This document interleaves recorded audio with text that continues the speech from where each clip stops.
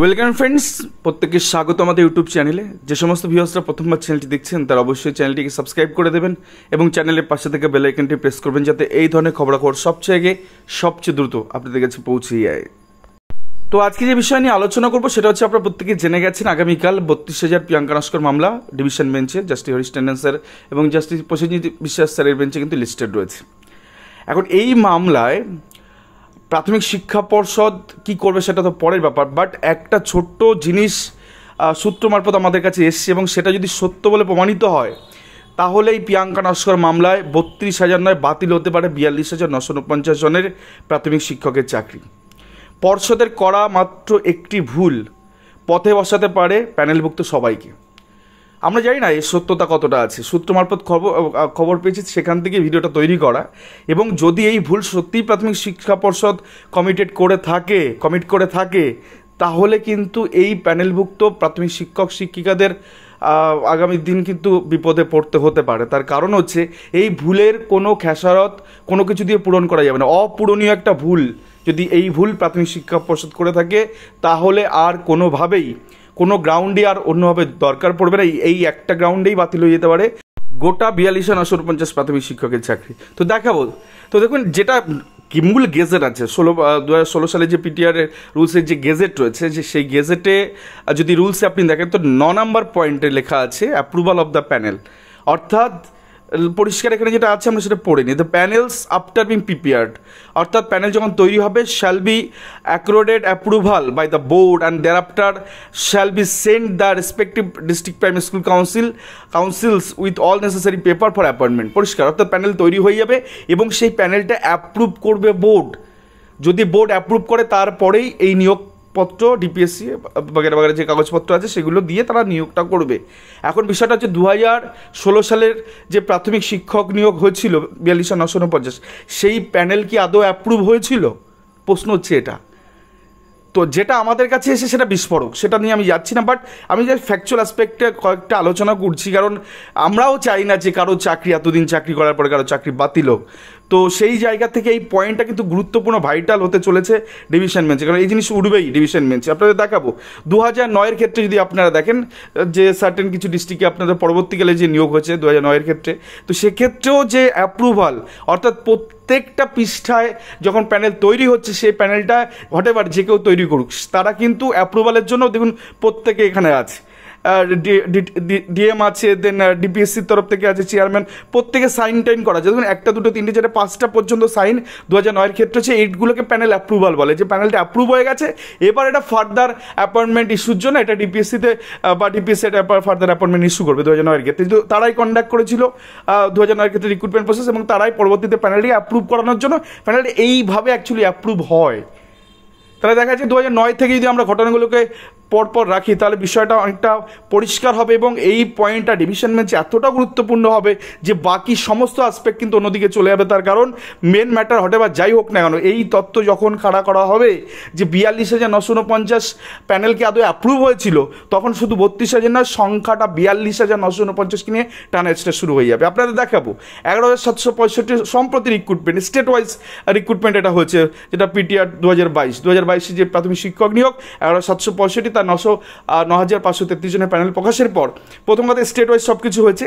দেন board কী করলো, board এই প্যানেলটাকে approve করে দেখুন এটা ডিস্ট্রিক্ট মালদার প্যানেল, অর্থাৎ 2022-এর যে প্যানেল সেটাকে কিন্তু অ্যাপ্রুভ করার পরে দেখুন আরসি বাগচির সিগনেচারে কিন্তু এখানে আছে, বা কোনো একজন সেক্রেটারি সম্ভবত সিগনেচার আছে, কার সিগনেচার বলতে পারবো না, সম্ভবত চেঞ্জ হয়েছিল সেক্রেটারি। তো দেখুন অ্যারো মার্ক দিয়ে লেখা আছে যে এইটা অ্যাপ্রুভ হয়েছে, অর্থাৎ এই পৃষ্ঠায় একটা সিগনেচার এবং West Bengal board of primary এডুকেশনের সিলস্বাক্ষর কিছু একটা আছে।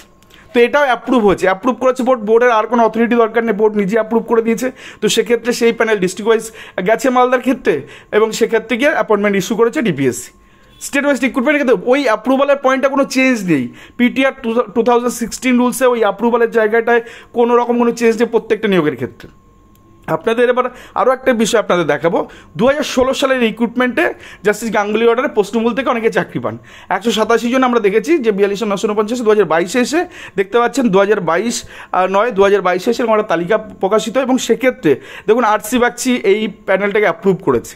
অর্থাৎ প্যানেল হচ্ছে প্রত্যেকে ডাব্লিউপি নাম্বার দেওয়া আছে এবং প্যানেলের এখানে অ্যাপ্রুভালের জায়গা দেখুন, এই প্যানেল অ্যাপ্রুভ এবং ডান দিকের অংশটাকে রেকমেন্ডেড ফর অ্যাপয়েন্টমেন্ট এরকম কিছু সামথিং লেখা আছে। অর্থাৎ এগুলোকে রেকমেন্ডেশন করা হয়েছে যে এনাদেরকে অ্যাপয়েন্টমেন্ট করা হবে এবং তারপরে ডিস্ট্রিক্ট ওয়াইজ গেছে, তো ডিস্ট্রিক্ট ওয়াইজ গেলে সেখান থেকে নিয়োগটা হয়েছে। অর্থাৎ এই প্যানেলটা কিন্তু অ্যাপ্রুভ হয়েছে বোর্ডের দ্বারা অ্যাপ্রুভ হয়ে যাওয়ার পরে তারপরে কিন্তু নিয়োগের রাস্তা খুলেছে। এই সমস্ত প্রশ্নগুলো যারা 187 জন যারা ছিলেন, যারা পরবর্তী ক্ষেত্রে টেট পাস করেছেন এবং তাদের 2016 আগে ট্রেনিং ছিল, তাদের একটা তালিকা দিয়ে তারা চাকরিটা পান জাস্টিস গাঙ্গুলি অর্ডারে, সিঙ্গেল বেঞ্চের অর্ডারে। বোর্ড সেটাতে ডিভিশন হয়ে যায়নি, সেটা কমপ্লাই করে দিয়েছে, তাদেরকে নিয়োগ দিয়েছে। তো সেই প্যানেলটা কিন্তু অ্যাপ্রুভ হয়েছে, কারণ আরসি বাগচির সিগনেচার এখানে আছে এবং West Bengal board of primary education এখানে উল্লেখ করা আছে, দেখতেই পাচ্ছেন আরও মার্ক দিয়ে লেখানো আছে। এখন ঘটনা হচ্ছে যে কটা সার্টেন বিষয় আপনাদের দেখালাম তাতে গিয়ে প্যানেল কিন্তু অ্যাপ্রুভ হয়েছে, এই জিনিসগুলোতে পরিষ্কার। এবার চলে আসে 2016 ক্ষেত্রে। 2016 ক্ষেত্রে প্রাথমিক শিক্ষা পর্ষদ আপনারা প্রত্যেকে জানেন যে SMS এর ভিত্তিতে নিয়োগ করেছে। তো বোর্ডের অ্যাপ্রুভাল যে কটা তালিকা মানে সার্টেন ভাইরাল হয়েছে বা বাইরে এসছে, তাতে করে কিন্তু এই ডিস্ট্রিক্ট ওয়াইজ দেখুন, প্রথম ডিস্ট্রিক্টটা মেবি হয়তো মালদার, সেকেন্ডটা হয়তো মুর্শিদাবাদ ডিস্ট্রিক্টের ট্রেন প্যানেল, একটা নন ট্রেন মালদার ক্ষেত্রে, একটা ট্রেন প্যানেল হচ্ছে মুর্শিদাবাদ ডিস্ট্রিক্টের ক্ষেত্রে। এখানে পার পেজে যেখানে প্রত্যেকটা পেজে অ্যাপ্রুভ করতে হবে কনসার্ন এই বোর্ডকে, সেই বোর্ড কিন্তু অ্যাপ্রুভালের সিল এবং সিগনেচার এখানে কিন্তু মিসিং। তো অ্যাপ্রুভ না হলে সেখানে নিয়োগ কখনো সম্ভব না, as per gazette, as per rules, as per PTR rules. Approve না হলে সেখান থেকে নিয়োগ যে কেউ পাঠিয়ে দিলে লিস্ট তার বেসিসে নিয়োগ করতে পারে না, বোর্ডকে অ্যাপ্রুভ করতে হবে এই প্যানেলগুলো। এবং সেক্ষেত্রে পরবর্তী ক্ষেত্রে তারপর রেকমেন্ডেশনের জন্য বা তারপর অ্যাপয়েন্টমেন্ট ইস্যুর জন্য ডিপিএসসি ভাববে। উইদাউট অ্যাপ্রুভাল যে কেউ হঠাৎ মানিক ভট্টাচার্য বা অন্য কেউ তালিকা পাঠিয়ে দিলে সেই তালিকাতে নিয়োগ করতে পারে না ডিপিএসসি। তো এই পয়েন্টে যদি এটা সত্য, আমি জানি না সত্য কিনা, বাট এরকম তথ্য সত্য আমাদের কাছে এসছে। তো যদি এই জিনিস হয় 2016 প্রাথমিক নিয়োগের ক্ষেত্রে 42,949, তাহলে কিন্তু এই অ্যাপ্রুভাল ছাড়া যেহেতু অ্যাপয়েন্টমেন্ট ইস্যু হবে না পিটিআর রুলস মোতাবেক, তাহলে এই প্যানেল শুধু 32,000 নয়, বিষয়টা 42,949 জনের চিন্তায় কিন্তু মাথার ভাঁজ কিন্তু পড়বে। তার কারণ উইদাউট অ্যাপ্রুভাল নিয়োগ হতে পারে না, যে কেউ তালিকা পাঠাবে সেই তালিকার উপর বেশ করে নিয়োগ হতে পারে না, বোর্ডের অ্যাপ্রুভাল লাগবে। আর প্রত্যেকটা পেজে যে ডিস্ট্রিক্ট ওয়াইজ প্যানেল গেছে সেই ডিস্ট্রিক্ট ওয়াইজ প্যানেলে যদি সিগনেচার এবং অ্যাপ্রুভাল যদি না থাকে, তাহলে সেই প্যানেলে নিয়োগ সম্ভব নয় বা সম্ভব হতে পারে না। ডিভিশন বেঞ্চে এই জোরালো বিষয় যখন সামনে চলে আসবে, সেক্ষেত্রে পর্ষদের কাউন্টার করার জায়গা থাকবে না। এবং 32,000 মামলায় যদি প্রথম দিকে কয়েকটি হিয়ারিংয়ের মধ্যেই এই প্যানেল বাইরে প্রকাশিত হয়, কারণ প্যানেল প্রকাশের এই মামলার শুনানি ঠিকঠাক হবে বলে মনে হয় না, কারণ প্যানেল প্রকাশ এই মামলায় করতেই হবে, তারপরে গিয়ে আলটিমেটলি কোনো জাজমেন্টে আসা যাবে বা ফাইনাল কোনো ভার্ডিক্টের জায়গায় পৌঁছাবে। তো প্যানেল যখন প্রকাশ হবে এই বিষয়টা দুধ কা দুধ পানি কা পানি হয়ে যাবে। যেহেতু আরসি বাগচি রিটায়ারমেন্ট নিয়েছেন, তো সেক্ষেত্রে তৎকালীন সময় তাকেই তো সিগনেচার করতে হতো, এখন কেউ তো সিগনেচার করলে হবে না। আর তার থেকে বড় কথা, এই প্যানেলগুলো সিবিআই সিজ করেছে ডিপিএসসিগুলো থেকে, তো সেটার সাথে এটা মিসম্যাচ হলে সেটাতেও ফাঁসবে পর্ষদ। তো আগামী কয়েকদিন কিন্তু মানে এই মামলা যখন উঠবে, সেটা ভয়ঙ্কর রূপ নিতে চলেছে যদি এই জিনিস সত্য বলে প্রমাণিত হয়। ধন্যবাদ সকলকে, এই ছিল আজকে ভিডিও।